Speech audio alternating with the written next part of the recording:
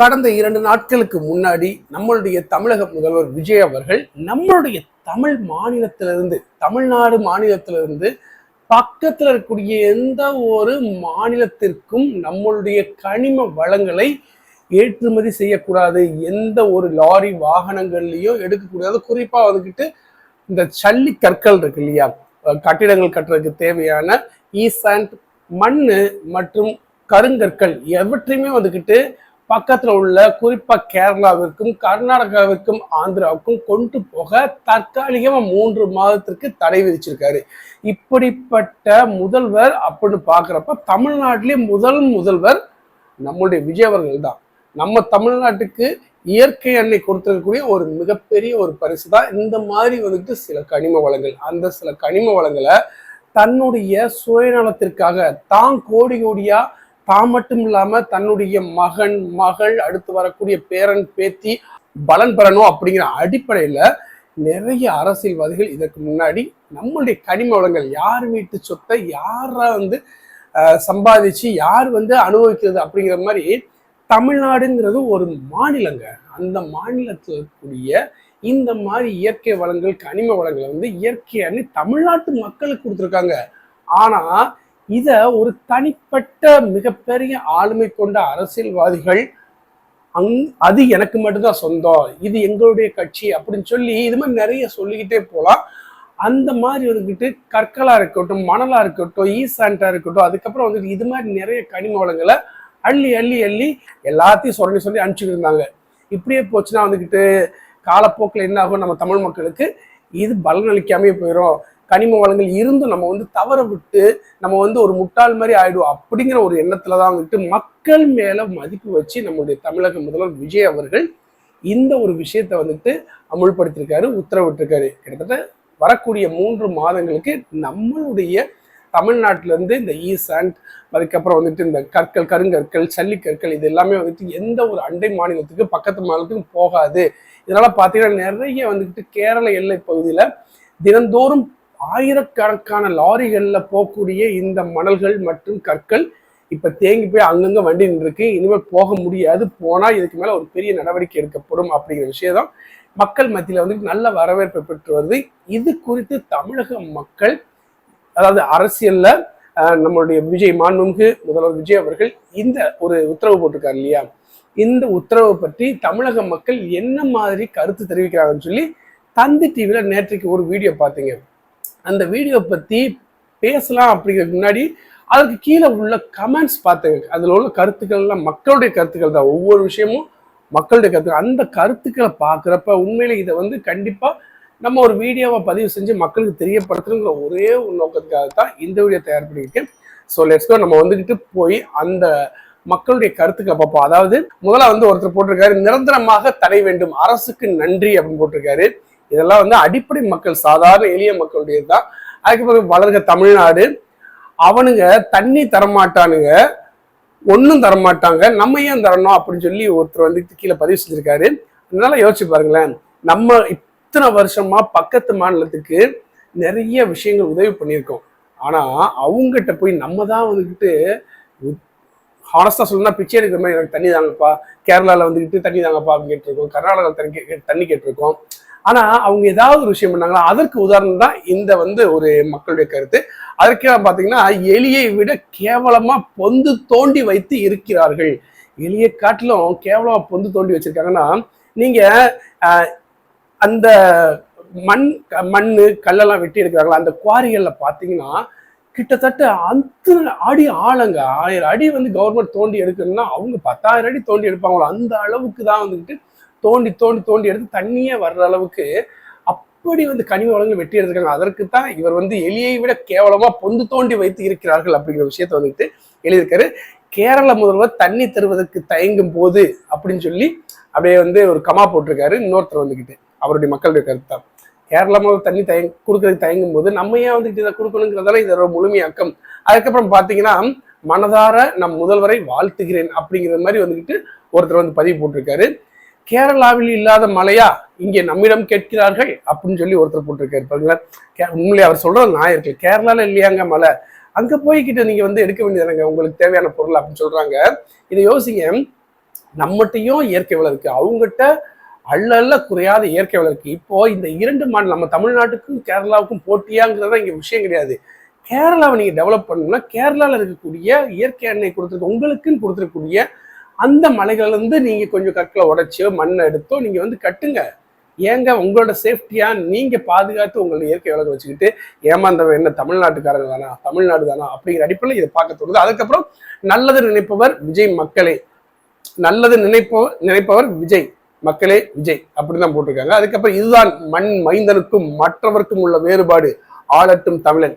இது கொஞ்சம் எமோஷனலா இருக்கு. இதுதான்டா வந்துகிட்டு மண்ணின் மைந்தன், மற்றவருக்கு உள்ள வேறுபாடு ஆளட்டும் தமிழன். மற்றவங்க இதுக்கு முன்னாடி வந்துகிட்டு ஒரு தமிழை தான் செயல்பட்டாங்க கேட்டாங்கன்னா கண்டிப்பா வந்துகிட்டு தமிழை தான் செயல்படல. அவங்க வந்துகிட்டு நான் ஆரம்பத்தில் சொன்ன வீடியோட ஆரம்பத்துல அவங்களுக்கும் அவங்களுடைய பரம்பரையை சார்ந்த அடுத்த தலைமுறையை சார்ந்தவங்களுக்கு மட்டும்தான் வந்துகிட்டு தேவைப்படக்கூடிய அளவுக்கு பணத்தை சம்பாதிச்சு இந்த கனிம வளங்கள் மூலமா சம்பாதிச்சு ரொம்ப சம்பாதிச்சு வச்சுட்டாங்க.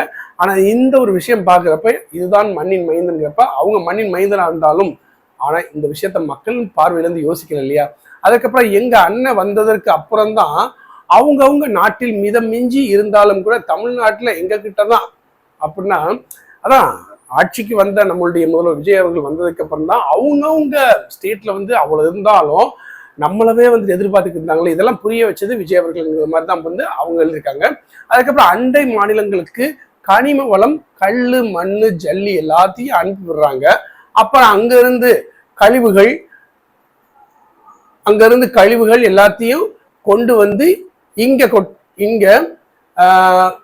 இங்க கொண்டு வந்து தட்டுறாங்க. அதனால தமிழக முதல்வர் விஜய் சார் தடை பண்ணது ரொம்ப ரொம்ப நன்றி அப்படிங்கிற விஷயத்தையும் போட்டிருக்காங்க. எஸ், கண்டிப்பா நம்மளுடைய பக்கத்து மாநிலங்கள்லேருந்து நிறைய கழிவுகளை கொண்டு வந்து நம்ம தான் தட்டி விட்டு போயிடுறாங்க, கீழே வந்து வேஸ்ட் பண்ணிட்டு தமிழ்நாடு நாசமா போகட்டும், தமிழ்நாடு வந்து நாரி போகட்டுங்கிற அடிப்படையில் வந்துட்டு நிறைய விஷயங்களை வந்துட்டு செஞ்சுட்டு போறாங்க. அதை பற்றி எந்த ஒரு கேள்வி கேட்காத கடந்த கால அரசு அப்படியே போயிட்டாங்க. ஆனா இப்ப நம்மளுடைய முதல்வர் விஜய் அவர்கள் ஒவ்வொரு விஷயத்தையும் செயல்படுத்தி வர நானும் எதிர்பார்க்கவே இல்லை. இந்த மாதிரி கனிம வளங்களை வந்துட்டு நம்ம தமிழ்நாட்டுல இருந்து பக்கத்து மாநிலத்துக்கு போறதுனால நம்மளுடைய கனிம வளங்கள் சூறையாடப்படுகின்றன அப்படிங்கிற விஷயத்த வந்துட்டு முதல்வர் அவர்கள் பார்வையில இருந்து எப்படி செயல்படுத்த போறாருங்கிறத நான் யோசிக்கவே இல்லை. ஆனா அதையும் வந்துட்டு மனசுல வச்சு இந்த மாதிரி ஒரு தடையை போட்டிருக்கிறது ரொம்ப ரொம்ப வரவேற்கக்கூடிய விஷயமா நான் பார்க்கிறேன். அதுக்கப்புறம் பாத்தீங்கன்னா கேரள மாநில வளங்கள் பாதுகாக்கப்படும் பொழுது தமிழ்நாடு வளங்களை பாதுகாக்க வேண்டும். இது முக்கியமான விஷயங்க. கேரள மாநிலங்கள்ல இருந்து அவங்களுடைய வளங்களை வந்து எப்படி வந்து பாதுகாத்து முக்கியத்துவம் கொடுக்குறாங்களோ அது மாதிரி நம்மளுடைய வளங்கள் நம்ம தாங்க பாதுகாக்கணும். நம்ம எதுக்கு அள்ளி பக்கத்து மாநிலங்களுக்கு கொடுக்கணும்? பக்கத்து மாநிலங்கிறது வந்து கேரளா மட்டும் இல்லைங்க, கர்நாடகாவும் குறிக்கும், ஆந்திராவும் குறிக்கும். அதுக்கப்புறம் தமிழ்நாட்டு மக்கள் நெஞ்சில் குடியிருக்கும் முதல்வர் விஜய் சாருக்கு வணக்கம், சூப்பர் அண்ணா, நன்றி. விஜய், உண்மையில் உனக்கு பணத்தாசை இல்லை, உன்னை மாதிரி ஆள்தான் நாட்டை வளர்ச்சி பாதைக்கு கொண்டு செல்ல முடியும்னு சொல்லி அந்த கருத்துக்களுடைய முதிர்ச்சியிலேயே தெரியுது. கண்டிப்பா இவர் வந்து ஒரு முதிர்ச்சி அடைந்த ஒரு அனுபவம் கொண்ட தமிழ்நாட்டு அரசியல் அக்கறை கொண்ட ஒரு நபர் தான் வந்து எழுதியிருக்காருங்கிறது இங்க பார்க்க முடியுது. CM Vijay sir and Prabhu is doing good works. கண்டிப்பா வந்து சிஎம் சாரும் சரி, விஜய் அவர்களும் சரி, கனிம வளத்துறை அமைச்சராக இருக்கக்கூடிய பிரபு அவர்களும் சரி அதை அருமையா செயல்படுத்துறாங்கிறது போட்டிருக்காங்க.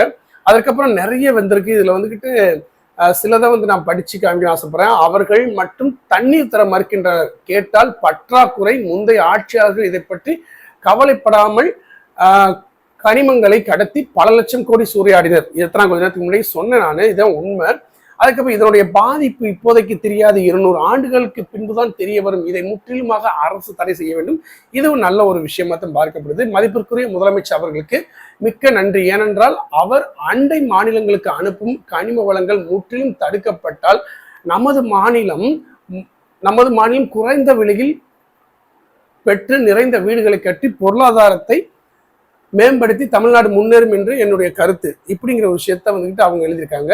இப்படி நிறைய விஷயங்கள் நம்ம வந்து பார்க்க முடியுது. இதுல ஒருத்தர் வந்து என்னென்ன எழுதியிருந்தாரு, நான் இப்பதான் முதல்ல வருத்தப்படுறேன், ஏன்டா நான் வந்து உங்களுக்கு ஓட்டு போடல, அதாவது விஜய் அவர்களுக்கு ஓட்டு போடல சொல்லி ரொம்ப வருத்தப்படுறேன் அப்படிங்கிற விஷயத்த வந்துட்டு நம்ம வந்து இந்த தகவல் இந்த கருத்துக்களை படிக்க முடிஞ்சு படிச்சுட்டே இருந்தோம்னா நிறைய விஷயங்கள் படிக்கிற மாதிரி வந்துட்டு போட்டிருக்காங்க. ஆனா அதுல ஒரு சிலதான் படிக்க முடியுது. ஏன்னா நேரங்கள் வந்துட்டு அதிகமாயிடுச்சுன்னா வீடியோ பார்க்கறவங்க குறைவாயிருவீங்க அப்படிங்கிற ஒரு காரணத்துக்காகத்தான். ஸோ இதை முறைப்படுத்தி தனியார் கொள்ளைகளை தடுக்க வேண்டும். டாஸ்மார்க் போல் ஒரு கனிம விற்பனை பிரிவு ஒன்றை உருவாக்கி, இது நல்லா இருக்குங்க, உருவாக்கி முறைப்படுத்தி விற்பனை செய்தால் விரைவில் தமிழக கடன் தீரும், கோடி நன்றிகள். இதெல்லாம் உண்மையிலே நல்ல ஒரு பாயிண்ட்ஸ் இல்லையா? இதெல்லாம் வந்து தமிழக முதலமைச்சருடைய பிரிவில் வந்துட்டு கண்டிப்பாக கவனம் எடுத்து மக்களுடைய கருத்துக்களை வந்துட்டு கண்டிப்பாக பார்ப்பாங்க, படிப்பாங்க. இது சம்மந்தப்பட்ட ஐடியாஸ் சில நேரத்தில் வந்து கண்டிப்பாக வந்து அரசு சார்பில் வந்து கிடைக்கும். அதனால் வந்துக்கிட்டு இந்த ஒரு விஷயத்த வந்துக்கிட்டு கருத்துக்களை கண்டிப்பாக தமிழக அரசு கவனத்தில் எடுத்து இதன் மூலமாக சில விஷயங்களை வந்துக்கிட்டு அடுத்தடுத்த கட்டத்துக்கு கொண்டு போனால் தமிழக அரசில் இது மாதிரி அடுத்தடுத்த நல்ல நல்ல செயல்பாடுகள், நல்ல நல்ல உத்தரவுகள் கண்டிப்பாக வந்துக்கிட்டு மற்ற மாநிலத்துக்கு பயம் கொடுக்கும். இப்போ வரைக்கும் நம்ம தான் வந்து பக்கத்து மாநிலங்களுக்கும் ஒவ்வொரு மாநிலத்திலையும் கையேந்திக்கிருந்தோம். ஆனால் முதல் முறையாக வந்துக்கிட்டு பக்கத்து மாநிலத்துக்காரனா தயவு செஞ்சு முதலமைச்சர் விஜய் அவர்களே இந்த மாதிரிலாம் தடை போடாதீங்க, நாங்கள் பில்டிங் கட்டிக்கிட்டு இருக்கோம், ரோடு போட்டுக்கிட்டு இருக்கோம், எங்களுக்கு உங்கள் தமிழ்நாட்டிலேருந்து தான் வருது, தயவு செஞ்சு இதை வந்து கவனத்தில் எடுத்துக்கிட்டு எங்களுக்கு மண்ணை அனுப்பிச்சி விடுங்க, இந்த தடையை எடுத்து விடுங்க, கற்களை அனுப்பிச்சி வைங்கன்னு சொல்லி இப்போ மற்ற மாநிலத்தில் சார்ந்தவர்கள் மற்ற மாநிலத்தினர் நம்ம மாநிலத்தை வந்து எதிர்பார்க்கறது வந்துட்டு உண்மையிலே கெத்தா ஒரு தமிழ்லாம் பார்க்குறப்ப சந்தோஷமா இருக்கு. ஏன்னா நம்ம தமிழ்நாட்டில் ஒரு மலையை வெட்டினா இன்னும் கொஞ்சம் நாளில் வந்து 100 மலை வளரும் அப்படின்னா கண்டிப்பாக நம்ம கொடுக்கலாங்க பக்கத்து மாநிலத்துக்கு. நம்ம இப்போ இருக்கக்கூடிய மலைகளை அழிச்சு நம்ம தமிழகத்தில் இருக்கக்கூடிய ஒரு சில விஷயங்களை செயல்படுத்தாம பக்கத்து மாநிலத்துக்கு கொடுத்தா இது மாதிரி பல மலைகள், இது மாதிரி மலைகள் உருவாகிறதுக்கு கிட்டத்தட்ட 1000க்கும் மேற்பட்ட ஆண்டுகள் தான் ஆகுங்கிறது அறிவியல் பூர்வமாக நம்ம வந்து நிறைய கற்றுக்கிட்டோம்.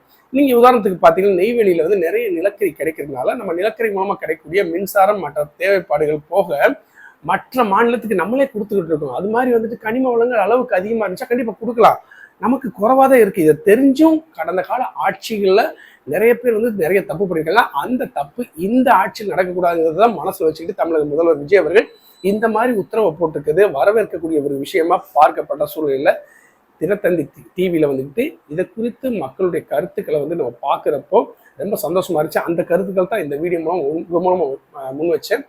நம்மளுடைய வீடியோ பிடிச்சதா மறக்காம லைக் பண்ணுங்க, நம்மளுடைய பாமுத்துக்குமார் யூடியூப் சேனல் மறக்காம சப்ஸ்கிரைப் பண்ணுங்க. இந்த தகவல் வந்து உங்களுக்கு பிடிச்சதா உங்கள் நண்பர்களுக்கு ஷேர் பண்ணுங்க. நான் சொன்னது ஏதாவது உங்களுக்கு வந்து தவறுதலாவோ சரியாவோ இருந்தாலும் கீழே வந்து கமெண்ட்ஸ் பாக்ஸ்ல கமெண்ட்ஸ் பண்ணுங்க. மீண்டும் ஒரு தகவலுடன்